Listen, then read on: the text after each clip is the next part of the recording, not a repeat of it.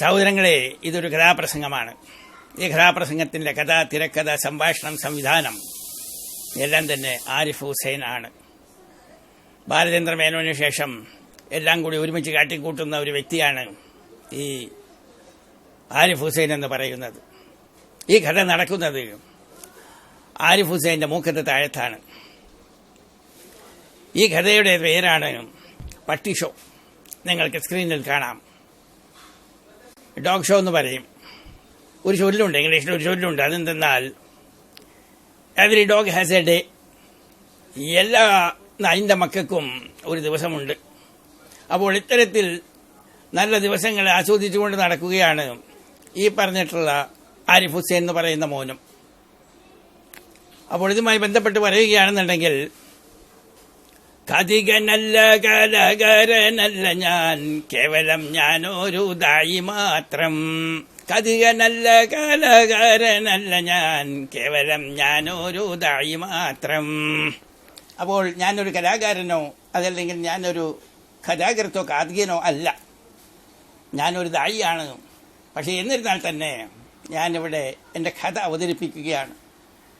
ഈ കഥയിൽ ചില കാര്യങ്ങൾ ഞാൻ വ്യക്തമാക്കാൻ ആഗ്രഹിക്കുന്നത് എന്തെന്നാൽ, ഈ ആരിഫ് ഹുസൈൻ എന്ന് പറയുന്ന മോൻ, അദ്ദേഹം പറയുകയാണ് ഇസ്ലാമിൽ വോട്ട് ഹറാമാണ് എന്ന്. ഞാൻ എന്തെങ്കിലും ആരെങ്കിലുമൊക്കെ കുറിച്ച് പറയുമ്പോൾ കുറേ സംഖ്യകൾ വന്നിട്ട് പറയും ആശയപരമായിട്ട് നേരിടൂ എന്ന്. അത് ഇവന്മാരൊക്കെ എന്ത് ആശയം പറഞ്ഞിട്ടാണ് നമ്മൾ നേരിടാൻ വേണ്ടിയിട്ട്? വല്ലതും ആശയം പറയേണ്ടതൊക്കെ വിഡ്ഢിത്തരങ്ങളാണ്. ആ വിഡ്ഢിത്തരങ്ങൾ എങ്ങനെ നേരിടും? ഒരു ഉദാഹരണം പറയുകയാണെന്നുണ്ടെങ്കിൽ, ഈ ആരിഫ് ഹുസൈൻ എന്ന് പറയുന്ന മോൻ, അദ്ദേഹം പറയുകയാണ് ഇസ്ലാമിൽ ഇലക്ഷൻ വോട്ട് ഹറാമാണ് എന്ന്. ഞാൻ നിങ്ങളൊന്ന് വായിച്ചു നോക്ക് എന്താ എഴുതിയിരിക്കുന്നത്. സഹോദരങ്ങളെ, ഇതാണ് ആരിഫ് ഹുസൈൻ എന്ന് പറയുന്ന മോന്റെ വീഡിയോ. അവൻ വീഡിയോയുടെ വരുമാനമുണ്ടാക്കാൻ വേണ്ടിയിട്ട് ഇസ്ലാമിന്റെ മുസ്ലിങ്ങളുടെ പേരിൽ ഇല്ലാതെ പച്ചക്കള്ളം പറയുകയാണ്. ഇവൻ എന്താ പറയുന്നത്? വോട്ട് തന്നെ ഹറാമാണ്, പിന്നെയാണ് വെള്ളിയാഴ്ച വോട്ട്. എടോ, വോട്ട് ഹറാമാണെന്ന് തന്നോട് ആരാ പറഞ്ഞത്? ഏത് പ്രമാണങ്ങളിലാണ് ഉള്ളത് മുസ്ലിം ഇസ്ലാമിൽ വോട്ട് ഹറാമാണെന്ന്? ആദ്യം താൻ അത് തെളിയിക്കുക. ഏതാ നിങ്ങൾക്കറിയാമോ, ലോകത്ത് ആദ്യമായിട്ട് സമ്മതിദാനം അഥവാ ഇലക്ഷൻ അഥവാ വോട്ട് അത് അവതരിപ്പിക്കുന്നത് ഇസ്ലാം എന്ന മതമാണ്. അതിനു മുൻപ് ഫ്രാൻസിലെ സാർ ചക്രവർത്തിമാരും ഇംഗ്ലണ്ടിലും അമേരിക്കയിലുമൊക്കെ രാജാക്കന്മാർ ഭരിച്ചിരുന്ന കാലത്ത് 1400 ചില്ലാനം വർഷങ്ങൾക്ക് മുൻപ് ബൈഅത്ത് എന്ന് പറയുന്ന ഒരു സംവിധാനം ലോകത്ത് കൊണ്ടുവന്നത് ഇസ്ലാം മതമാണ്. ബൈഅത്ത് എന്ന് പറഞ്ഞു കഴിഞ്ഞാൽ, അതായത് ഒരു വ്യക്തിയെ നിങ്ങളെ നേതാവായിട്ട് തെരഞ്ഞെടുക്കുക. അദ്ദേഹത്തിന്റെ കയ്യിൽ പോയി നിങ്ങളുടെ കൈ വെച്ചുകൊണ്ട് നിങ്ങൾ പറയും, ഞങ്ങൾ നിങ്ങളെ മനസ്സ വാച കർമ്മണ നിങ്ങളെ അംഗീകരിക്കാൻ, നിങ്ങളെ ഫോളോ ചെയ്യാൻ, നിങ്ങളെ പിന്തുടരാൻ ഞങ്ങൾ തയ്യാറാണ് എന്ന് പറയുന്നതിനാണ് ബൈഅത്ത് എന്ന് പറയുക. അങ്ങനെ ഒരു സമൂഹത്തിൽ 300 ആളുകളുടെ സമൂഹത്തിൽ നിന്ന് 100 150 ആളുകൾ പോയി ഇദ്ദേഹത്തിന് ബൈഅത്ത് ചെയ്താൽ ഇദ്ദേഹം തെരഞ്ഞെടുക്കപ്പെട്ട നേതാവായി. അത്തരത്തിൽ ബൈഅത്ത് മുഖാന്തരം തെരഞ്ഞെടുക്കപ്പെട്ടിട്ടുള്ള ഖലീഫയാണ് അലി റളിയല്ലാഹു അൻഹു എന്ന് നിങ്ങൾ മനസ്സിലാക്കണം. നബി സല്ലല്ലാഹു അലൈഹി വസല്ലമയുടെ അടുത്തും സ്ത്രീകളടക്കമുള്ള ജനങ്ങൾ വന്നുകൊണ്ട്, ജനങ്ങൾ നബി സല്ലല്ലാഹു അലൈഹി വസല്ലമയെ കൈപ്പിടിക്കാറില്ല, ഐഷ റളിയല്ലാഹു അൻഹ അത് പറയുന്നുണ്ട്. മറ്റുള്ള സഹാബിമാർ വന്നുകൊണ്ട് നബി സല്ലല്ലാഹു അലൈഹി വസല്ലമയുടെ കയ്യിൽ കൈവച്ചുകൊണ്ട് പറയും, പ്രവാചകരെ, അങ്ങേക്ക് ഞങ്ങൾ ബൈഅത്ത് തന്നിരിക്കുന്നു എന്ന്. ഈ ബൈഅത്ത് എന്ന് പറഞ്ഞു കഴിഞ്ഞാൽ ആ പ്രവാചകൻ പറയുന്നതിനനുസരിച്ച് ജീവിക്കാനും അദ്ദേഹത്തിന് വേണ്ടി മരിക്കാനും തയ്യാറാണ്. ഇന്ന് EVM മെഷീനിൽ പോയിട്ട് കുത്തിയെത്തി വരുന്ന ഈ മക്കളുണ്ടല്ലോ, ഇവരൊക്കെ ഈ വോട്ട് കൊടുത്ത ആളെ സംരക്ഷിക്കാൻ വേണ്ടി അവർ ജീവൻ കൊടുക്കുവോ? കൊടുക്കൂല. എന്നാൽ ഇസ്ലാമിന്റെ ബൈഅത്ത് അനുസരിച്ചിട്ട് കൊടുക്കണം. അതാണ് ഇസ്ലാമിന്റെ ബൈഅത്ത്. ഇസ്ലാമാണ് ലോകത്ത് ആദ്യമായിട്ട് ഇലക്ഷൻ സമ്പ്രദായം കൊണ്ടുവന്നത് എന്ന് ഈ മോൻ അറിയില്ല.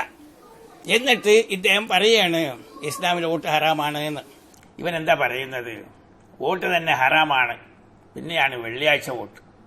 അതിന് കാരണം എന്താണെന്നറിയാവോ? അദ്ദേഹം ഒരു സൗദി പണ്ഡിതന്റെ ഫത്വ കാണിക്കുന്നുണ്ട്.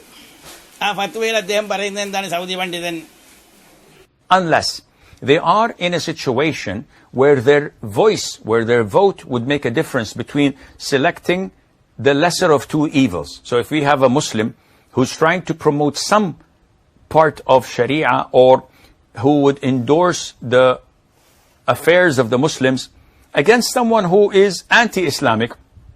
And if we say in that country we're not going to vote, there's a probability that the anti-Islamist would win. No, you have to. It's almost mandatory for you to vote, though you hate voting.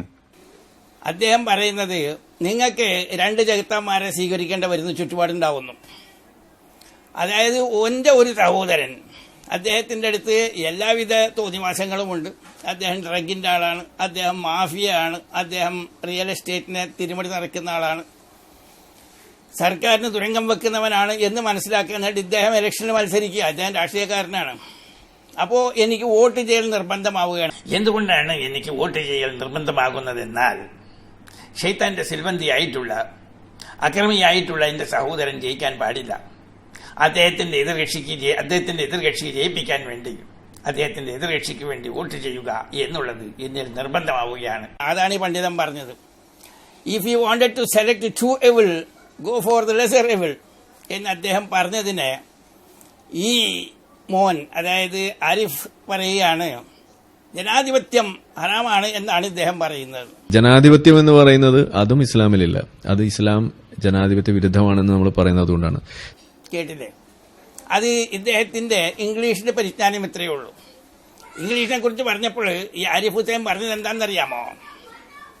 I can laugh English, I can talk English, I can walk English because English is A very funny language എന്നാണ് ഇദ്ദേഹം പറഞ്ഞത്. പിന്നെ ഒരു ചാനലുകാരൻ പറഞ്ഞു ഇദ്ദേഹത്തിന് English അറിയില്ല എന്ന് പറഞ്ഞു. അതിനു വേണ്ടിയിട്ട് ഇദ്ദേഹം പറഞ്ഞതെന്താണെന്നറിയാമോ? That will be the calculation of the prostitution of the institution എന്ന് ഇംഗ്ലീഷിൽ 4 കാച്ച്. കേട്ടോൻ മൂക്കത്ത് വിരൽ വെച്ച് അവൻ പറഞ്ഞു, എൻ്റെ അമ്മോ എന്തൊരു English, no hand and mathematics, ഒരു കയ്യും കണക്കുമില്ല എന്ന് പറഞ്ഞ് ആരിഫ് അംഗീകരിച്ചു കൊടുത്തു. എന്നാൽ ഇതിന്റെ കൺസിക്വൻസ് എന്തുണ്ടായെന്നറിയാമോ? ഈ ആരിഫ് ഹുസൈൻ എന്ന് പറയുന്ന വ്യക്തി ഇദ്ദേഹത്തിന്റെ അച്ഛൻ പഠിപ്പിച്ചു, ഹോമിയോ ഡോക്ടറാക്കി, ഒരു സർട്ടിഫിക്കറ്റും കിട്ടി. ഈ സർട്ടിഫിക്കറ്റ് ഫ്രെയിം ചെയ്ത് വെക്കാൻ വേണ്ടിയിട്ട് ഇദ്ദേഹം 5000 രൂപ കൊടുത്തിട്ട് മുറി വാടകയ്ക്ക് എടുത്തു. ആ മുറിക്കകത്ത് ഒരു കറങ്ങണ കസാല, പിന്നെ ഒരു മേശ, പിന്നെ 2 കറങ്ങാത്ത കസാര. ഈ കറങ്ങാത്ത കസാരയിൽ രോഗികൾ വന്നിരിക്കും, അവരുടെ പ്രശ്നങ്ങൾ പറയും, ഇദ്ദേഹം മരുന്ന് കൊടുക്കും. പക്ഷെ കാര്യമായിട്ട് രോഗികളൊക്കെ ഇങ്ങനെ കുറഞ്ഞു വന്നു. കാര്യം എന്തെന്നറിയാമോ? ഒരു പ്രാവശ്യം ഒരാൾക്ക് വയറിളക്കം. ഈ ആരിഫ് ഹുസൈൻ്റെ അടുത്ത് വന്നിട്ട് മരുന്ന് ചോദിച്ചു. അപ്പോൾ ഇദ്ദേഹം പുസ്തകം നോക്കുമ്പോൾ ഒരു മരുന്നിൻ്റെ പേരെഴുതിയിട്ട് this is for loose motion എന്ന് എഴുതിയിട്ടുണ്ടായിരുന്നു. അതായത് ആർക്കെങ്കിലും വയറ്റിൽ നിന്ന് പോകുന്നില്ല എന്നുണ്ടെങ്കിൽ, മോഷൻ ഒന്ന് ലൂസ് ആവണമെങ്കിൽ ഈ മരുന്ന് കൊടുക്കണം. മൂപ്പരെന്താ മനസ്സിലാക്കിയത്? ലൂസ് മോഷനുള്ളവർക്ക് ഇത് കൊടുക്കണമെന്ന്. അപ്പോൾ ലൂസ് മോഷനായിട്ട് വന്നിട്ടുള്ള വ്യക്തിക്ക് കൂടുതൽ ലൂസ് മോഷൻ ഉണ്ടാവാനുള്ള മരുന്നാണ് കൊടുത്തത്. അങ്ങനെ അദ്ദേഹത്തിനോട് പറഞ്ഞ് വീട്ടിൽ പോയിട്ട് കുടിച്ചാൽ മതി എന്ന് പറഞ്ഞു. കുടിച്ചു കഴിഞ്ഞിട്ട് അയാൾ തിരിച്ച് ക്ലിനിക്കിൽ വന്നിട്ട് പറയണേ, ഡോക്ടറോട് പറയണേ, അയാൾ പാട്ടുകാരനായിരുന്നു. അയാൾ ആരിഫ് ഹുസൈൻ്റെ മുമ്പിൽ വന്നിട്ട് പാട്ട് പാടുകയാണ്. ജനങ്ങളൊക്കെ ഇരിക്കുമ്പോൾ പാട്ടിങ്ങനെയായിരുന്നു: അറബിക്കടലിളകി വരുന്നു ആകാശപ്പൊന്ന് വരുന്ന് ആലോലം വൈദ്യരെ അർജന്റ് മരുന്ന് താ. അതായത് പെപ്സി കുപ്പി ഇങ്ങനെ കുലുക്കിയിട്ട് അതിന്റെ മൂടി തുറന്നു കഴിഞ്ഞാൽ എന്താ സ്ഥിതി, അതുമാതിരിയാണ് മൂപ്പര ലൂസ് മോഷൻ. അതോടുകൂടി ഇദ്ദേഹത്തിന് ക്ലിനിക്ക് പൂട്ടേണ്ടി വന്നു. ഈ ക്ലിനിക്ക് പൂട്ടിക്കഴിഞ്ഞപ്പോൾ ആളുകൾ ഇദ്ദേഹത്തോട് പറഞ്ഞു കൊടുത്ത് ജീവിക്കണ്ടേ, നല്ലൊരു പരിപാടിയുണ്ട്, അതെന്താണെന്ന് വെച്ച് കഴിഞ്ഞാൽ ഇസ്ലാമിനെ കുറ്റം പറയാം, അപ്പോൾ നല്ല വരുമാനം ഉണ്ടാവും. അങ്ങനെ മൂപ്പര് ചാനൽ 13 പോയിട്ട് ഈ ലിയാക്കത്തും പിന്നെ ഒരു കഞ്ചാവ് മുഹമ്മദ് എന്നൊരു കക്ഷിയുണ്ട്, കാറത്തെ പല്ലായിട്ട് കഞ്ചാവ് പിടിച്ചുകൊണ്ടിരിക്കുന്ന ഒരു മുഹമ്മദ് ഖാൻ, അയാളൊക്കെ ആയിട്ട് കൂട്ടുകൂടിയിട്ട് ഈ ഇസ്ലാമിനെതിരെ വീഡിയോ ഉണ്ടാക്കാൻ തുടങ്ങി. നല്ല വരുമാനമായി. അപ്പോൾ ഇവിടെ ഇന്ന് ലോകത്ത് 2 കാര്യങ്ങളാണ് ഇൻക്രെഡിബിൾ ആയിട്ടുള്ളത്. ഒന്ന്, ഇൻക്രെഡിബിൾ ഇന്ത്യ എന്ന് പറയും. അതായത് പണ്ട് രാജാക്കന്മാരൊക്കെ കട്ട് മുടിപ്പിച്ചിട്ടും ഇന്ത്യക്ക് ഒരു കോട്ടം സംഭവിച്ചില്ല. അത് കഴിഞ്ഞ് മുഗൾ രാജാക്കന്മാർ വന്ന് അവരും കുറെ കട്ടുമുടിപ്പിച്ചു, എന്നിട്ടും ഇന്ത്യക്ക് ഒരു കോട്ടം സംഭവിച്ചില്ല. അത് കഴിഞ്ഞ് ബ്രിട്ടീഷുകാർ വന്ന് എല്ലാം ഇവിടുന്ന് കെട്ടിക്കൊണ്ടുപോയി, എന്നിട്ടും ഇന്ത്യക്ക് ഒരു കോട്ടം സംഭവിച്ചിട്ടില്ല. അതുകൊണ്ടാണ് ഇൻക്രെഡിബിൾ ഇന്ത്യ എന്ന് പറയുന്നത്. മുഗൾ രാജാക്കന്മാരൊക്കെ 1000ഉം 10,000ഉം ഒക്കെ കോടി ചെലവാക്കിക്കൊണ്ട് താജ്മഹാളും കുത്തബ്മിനാറും കാര്യങ്ങളൊക്കെ ഉണ്ടാക്കി, അതൊക്കെ ഇങ്ങനെ നിൽക്കുന്നുണ്ട്. അതേപോലെ തന്നെ ഇപ്പോഴേ നമ്മൾ മോദി ചില പ്രതിമകളൊക്കെ ഉണ്ടാക്കിയിട്ടുണ്ട് 10,000 കോടികളൊക്കെ ചെലവാക്കിക്കൊണ്ട്. അപ്പോൾ ഇന്ത്യക്ക് ഇങ്ങനെയൊക്കെയുള്ള കാര്യങ്ങളാണെന്നുണ്ടെങ്കിലും ഒന്നും സംഭവിക്കില്ല. അതാണ് ഇൻക്രെഡിബിൾ ഇന്ത്യ എന്ന് പറയുന്നത്. എന്നാൽ പിന്നെ അടുത്ത ഇൻക്രെഡിബിൾ എന്താണെന്നറിയാമോ? അതാണ് ഇസ്ലാം. ഇൻക്രെഡിബിൾ ഇസ്ലാം. ഇസ്ലാം ഉണ്ടായ അന്നത്തെ ഡേറ്റ് മുതൽ അബൂജഹലിനെ പോലുള്ളവർ ഇസ്ലാമിനെതിരെ പറഞ്ഞുകൊണ്ടിരിക്കുകയാണ്. അതിന്റെ ബാക്കിയാണ് ഈ ചിത്രത്തിൽ കാണുന്ന ജനങ്ങളും. ഇവരും ഇസ്ലാമിനെതിരെ പറഞ്ഞുകൊണ്ടിരിക്കുകയാണ്. എന്നിട്ട് ഇസ്ലാമിന് എന്ത് സംഭവിച്ചു? അത് ഇങ്ങനെ ചുരുക്കി പറയാം. ഹാത്തി ചൽത്തി ഹേ കുത്ത ബൊക്ത ഹേ എന്ന് പറയും. ആന നടന്നു പോയിക്കൊണ്ടിരിക്കുന്നു, നായ പിന്നിൽ കുരച്ചുകൊണ്ടിരിക്കുന്നു. അപ്പോൾ ഈ ചിത്രത്തിൽ കാണുന്ന മേൽ പറഞ്ഞ മൃഗത്തിന്റെ പേര് പറഞ്ഞിട്ടുള്ള ആളുകളുടെ ദൗത്യം ഇസ്ലാമിനെ നശിപ്പിക്കുക എന്നുള്ളതാണ്. എന്നാൽ ഈ മക്കളുണ്ടോ അള്ളാഹിനെ കുറിച്ചിട്ട് അറിയുന്നു? അള്ളാഹ് എന്താ പറഞ്ഞിരിക്കുന്നത്? അവർ തന്ത്രം പ്രയോഗിച്ചു, അള്ളാഹുവും തന്ത്രം പ്രയോഗിച്ചു. തന്ത്രം പ്രയോഗിക്കുന്നതിൽ അള്ളാഹുവാണ് ഉത്തമൻ എന്ന് പറയുന്നുണ്ട്. എന്താണ് ഈ ആ വാക്കിന്റെ അർത്ഥം? ഈ ആരിഫ് ഖാനെയും മുഹമ്മദ് ഖാനെയും ലിയാഖത്തിനെയും ജബ്ബാറിനെയും ജാമിദയെയും ഈ ജനങ്ങളെല്ലാം അള്ളാഹു ഒരു ദൗത്യം ഏൽപ്പിച്ചിരിക്കുകയാണ്. നമ്മളൊക്കെ പറഞ്ഞു കേട്ടിട്ടില്ലേ, വാനരന്മാരെന്തറിയുന്നു വിഭോ എന്ന് പറഞ്ഞതുപോലെ ഈ കുരങ്ങിൽ നിന്ന് പരിണമിച്ചുണ്ടായിട്ടുള്ള ഈ കുരങ്ങിന്റെ മക്കൾക്ക് അറിയുവോ അള്ളാഹ് ഇവരെ കൊണ്ട് പണിയെടുപ്പിക്കുകയാണ് എന്ന്? എന്താ അള്ളാഹ് ഇവരെ കൊണ്ട് പണിയെടുപ്പിക്കുന്നത്? അത് നിങ്ങൾക്ക് ഈ ഖുർആൻ വാക്യത്തിൽ അറിയാൻ പറ്റും. എന്താണ് ഖുർആൻ വാക്യം? നീ നിന്റെ നല്ല ശബ്ദം കൊണ്ട് ജനങ്ങളെ നിന്നിലേക്ക് ആകർഷിക്കുക. ആരോടാ പറയണമെന്നറിയാമോ? ശൈത്താനോടാണ്. ആയത്തെ ഞാൻ വായിച്ചു കേൾപ്പിക്കാം. ഇതാണ് സുഹൃത്തുക്കളെ ആ ഖുർആൻ വാക്യം. 17-ാം അധ്യായം സൂറ ഇസ്രാ, അതിലെ 64-ാമത്തെ വചനത്തിൽ അല്ലാഹു സുബ്ഹാനഹു വ തആല ഇബ്ലീസിനോട് അഥവാ ശൈത്താനോട് പറയുകയാണ്, അവരിൽ നിന്ന് നിനക്ക് സാധ്യമായവരെ നിന്റെ ശബ്ദം മുഖേന നീ ഇളക്കി വിട്ടുകൊള്ളുക. ഇതേ ഉത്തരവ് തന്നെയാണ് യുക്തിവാദികൾക്കും നിരീശ്വരവാദികൾക്കും ക്രിസ്ത്യൻ മിഷണറിമാർക്കും അള്ളാഹു കൊടുക്കുന്നത്. എന്താ പറയുന്നത്? അവരിൽ നിന്ന് നിനക്ക് സാധ്യമായവരെ നിന്റെ ശബ്ദം മുഖേന നീ ഇളക്കി വിട്ടുകൊള്ളുക. ആരാണ് ഈ അവർ എന്ന് പറയുന്നത്? മുസ്ലിങ്ങളിൽ നിന്ന് അവരെ ഇളക്കി വിടാൻ വേണ്ടിയിട്ട് അള്ളാഹ് ഇവർക്ക് പണി കൊടുത്തിരിക്കുകയാണ്, എട്ടിന്റെ പണി. അങ്ങനെ അവർക്കെതിരിൽ നിന്റെ കുതിരപ്പടയെയും കാലാൾപ്പടയെയും നീ വിളിച്ചുകൂട്ടുകയും ചെയ്തുകൊള്ളുക. അങ്ങനെ ഇവര് യുക്തിവാദികളും നിരീശ്വരവാദികളും ക്രിസ്ത്യൻ മിഷണറിമാരും ഗ്യാങ് ആയിട്ടാണ് പ്രവർത്തിച്ചുകൊണ്ടിരിക്കുന്നത്. ഇത് അള്ളാഹു അവരെ കൊണ്ട് പ്രവർത്തിപ്പിക്കുകയാണ്. കാരണം നരകത്തിലേക്ക് കത്തിക്കാൻ വേണ്ടിയിട്ട് മനുഷ്യരെ ആവശ്യമുണ്ട്. സ്വത്തിലും സന്താനത്തിലും നീ അവരോടൊപ്പം പങ്കുചേരുകയും അവർക്ക് നീ വാഗ്ദാനങ്ങൾ നൽകുകയും ചെയ്തുകൊള്ളുക. എന്തൊക്കെ വാഗ്ദാനങ്ങളാണ് ഈ യുക്തിവാദികളും നിരീശ്വരവാദികളും നൽകുന്നത്? റേവ് പാർട്ടി, ലഹരി പാർട്ടി, ചുംബന മത്സരം, ഗെറ്റ് ടുഗദർ, ഒരുമിച്ച് ചേരൽ, അലുമിനി എന്നൊക്കെ തുടങ്ങിയ പലതരത്തിലുള്ള പരിപാടികൾ കൊണ്ട് അവർക്ക് വാഗ്ദാനങ്ങൾ ചെയ്തുകൊണ്ട്, ഒപ്പം ഡ്രഗ്സും മദ്യവും മദ്രാക്ഷിയും, അങ്ങനെ ഒരു സുന്ദരമായ ലോകത്തേക്ക് ഇവരെ വിളിച്ചു കൊണ്ടുപോകാൻ വേണ്ടിയിട്ട് അവരുടെ ശബ്ദം കൊണ്ട് ഇളക്കി വിടുകയാണ്. എന്താണ് അവരുടെ ശബ്ദം? പ്രസംഗിക്കുക, വീഡിയോകൾ ഉണ്ടാക്കുക, എന്നിട്ട് മുസ്ലിങ്ങളെ ഇളക്കി വിടുക. അപ്പോൾ മുസ്ലിങ്ങളെ ഇളക്കി വിട്ട് ഇസ്ലാമിൽ നിന്ന് അവരെ അകറ്റാൻ വേണ്ടിയിട്ടുള്ള ഉത്തരവാദിത്തം അല്ലെങ്കിൽ ജോലി, എട്ടിന്റെ പണി, അത് ദൈവം തമ്പുരാൻ തന്നെ അവർക്ക് കൊടുത്തിരിക്കുകയാണ് എന്ന് ഈ കക്ഷികൾ അറിയുന്നില്ല. അതാണ് ഞാൻ നേരത്തെ പറഞ്ഞത്, വാനരന്മാരെന്തറിയുന്നു വിവോ. കേട്ടല്ലോ. അപ്പോൾ ഇവിടെ ഈ ആരിഫിന്റെ അടുത്തും ലിയാഖത്തിന്റെ അടുത്തും ജബ്ബാറിന്റെ അടുത്തും ഒക്കെ പറയുന്നത് നിങ്ങളുടെ നല്ല ശബ്ദം കൊണ്ട് ജനങ്ങളെ നിങ്ങളിലേക്ക് ആകർഷിച്ചോളാൻ, അതായത് ഇസ്ലാമിൽ നിന്ന് വിടിയിപ്പിക്കണം അവരെ. എന്തിനാണ് ഇസ്ലാമിൽ നിന്ന് വിടിയിപ്പിക്കേണ്ട ആവശ്യം? അതും ഖുർആനിൽ പറയുന്നുണ്ട്. യാ അയ്യുഹല്ലദീന ആമനൂ, സത്യവിശ്വാസികളെ, അൻഫുസകും വഅഹ്ലീകും നാറ, നിങ്ങൾ നിങ്ങളുടെ സ്വന്തത്തെയും നിങ്ങളുടെ കുടുംബത്തെയും നിങ്ങൾ നരകത്തിൽ നിന്ന് കാക്കുക. ഏത് തരം നരകം? ആ നരകത്തിലെ ഇന്ധനം മനുഷ്യരും കല്ലുകളുമാണ്. അപ്പോൾ ഈ നരകത്തിന്റെ ആഴവും വ്യാപ്തിയുമൊക്കെ നിങ്ങൾക്കൊന്നും ഊഹിക്കാൻ കഴിയില്ല. ഒരുപക്ഷെ ഭൂമിയെക്കാളുമൊക്കെ വലുതായിരിക്കാം. അതിനകത്ത് ഒന്നും രണ്ടും മനുഷ്യരെ മാത്രം വിറക് ഇട്ട് കത്തിച്ചാൽ മതിയാവുമോ? പോരാ.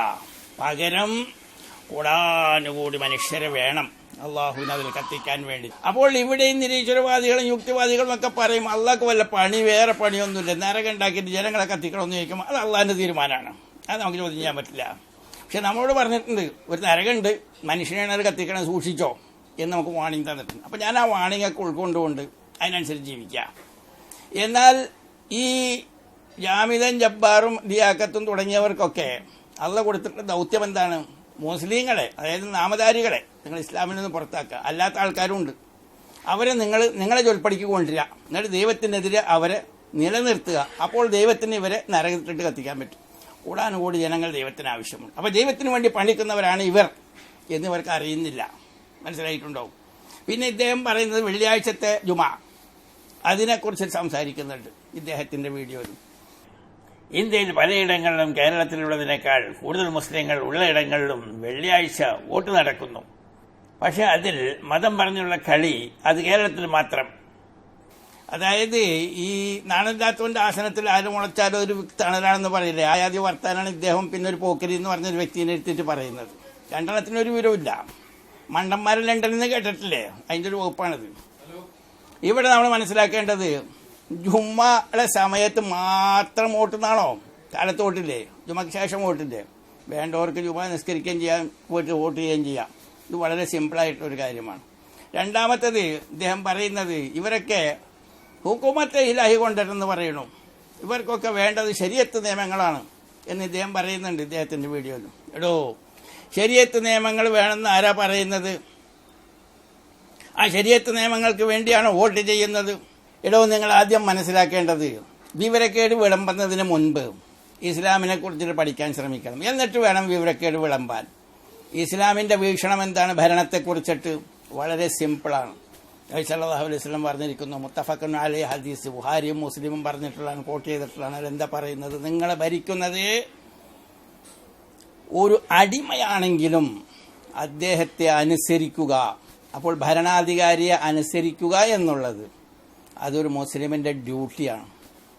ആ ഭരണാധികാരിക്കെതിരെ ആരെങ്കിലും പ്രവർത്തിക്കുന്നുണ്ടെങ്കിൽ, അത് നിങ്ങളുടെ സഹോദരനാണെന്നുണ്ടെങ്കിലും അദ്ദേഹത്തിന്റെ നിയമത്തിന് മുമ്പിൽ കൊണ്ടുവരിക എന്നുള്ളതും ഒരു മുസ്ലിമിന്റെ ഡ്യൂട്ടിയാണ്.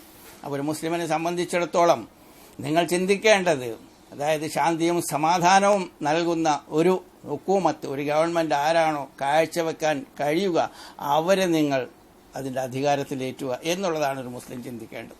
അല്ലാതെ ശരീഅത്ത് നിയമം കൊണ്ടുവരണമെന്നുള്ള. അതിൻ്റെ ഇടയ്ക്ക് വേറൊരു വിഡിത്തരം കൂടിയും പറയുന്നുണ്ട്.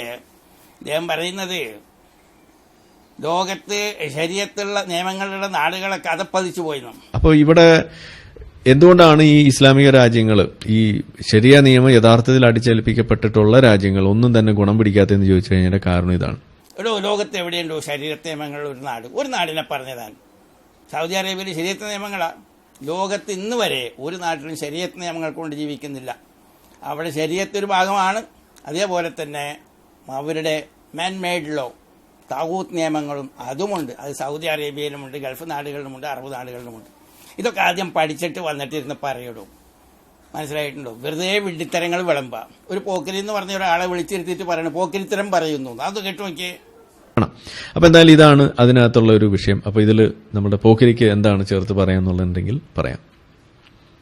എനിക്ക് പറയാനുള്ളത്, ഇതിനകത്ത് ഇസ്ലാമിന്റെ പ്രായോഗികത അത് വളരെ വലിയൊരു പ്രശ്നമായിട്ട് മതത്തിനകത്ത് തന്നെ മാറിയിട്ടുണ്ട്. പറയരുത് എന്നൊക്കെ പറയേണ്ടി വരുന്നു. നടക്കൂല. നമ്മൾ പറയും ഇത് തെണ്ടിത്തരാണ്, ഇത് പോക്കരിത്തരം ഈ പോക്കരിയല്ല, ഇത് ശരിയായ പരിപാടിയല്ല, ഇത് തെണ്ടിത്തരാണ്, ഇത് പോക്കരിത്തരം ഈ പോക്കരിയല്ല, ഇത് തെണ്ടിത്തരാണ്, ഇത് പോക്കരിത്തരം ഈ പോക്കരിയല്ല. കേട്ടല്ലോ, ഇതാണ് ഇദ്ദേഹത്തിന്റെ സ്വഭാവം. അപ്പോൾ ഈ വീഡിയോ വൈൻഡപ്പ് ചെയ്യുമ്പോൾ നമ്മൾ മനസ്സിലാക്കേണ്ടത് എന്തെന്നാൽ, ഈ ആരിഫ് ഖാനും, എന്താണ് ഇയാളുടെ പേര്, ആരിഫ് ഹുസൈൻ, ഈ ആരിഫ് ഹുസൈനും അതേപോലെ തന്നെ അദ്ദേഹത്തിന്റെ സമചിന്താഗതിക്കാരായിട്ടുള്ള ഫ്രീ തിങ്കേഴ്സും നിരീശ്വരവാദികളും യുക്തിവാദികളും ഒക്കെ അള്ളാഹു നിയമിക്കപ്പെട്ടിരിക്കുകയാണ് അവരെ ഇസ്ലാമിൽ നിന്ന് ജനങ്ങളെ പുറത്തേക്ക് കൊണ്ടുവരാൻ വേണ്ടി. അവരവരുടെ ഡ്യൂട്ടി ചെയ്യുന്നു. നമുക്ക് അവരോട് സ്നേഹമുണ്ട്. അവരവരുടെ ഡ്യൂട്ടിയിൽ വിജയിക്കട്ടെ എന്ന് പ്രത്യാശ പ്രകടിപ്പിച്ചുകൊണ്ട് ഈ വീഡിയോ ഇവിടെ സമാപിപ്പിക്കുന്നു. Thank you for watching. ജസാക്കല്ലാഹു ഖൈർ. അസ്സലാമു അലൈക്കും.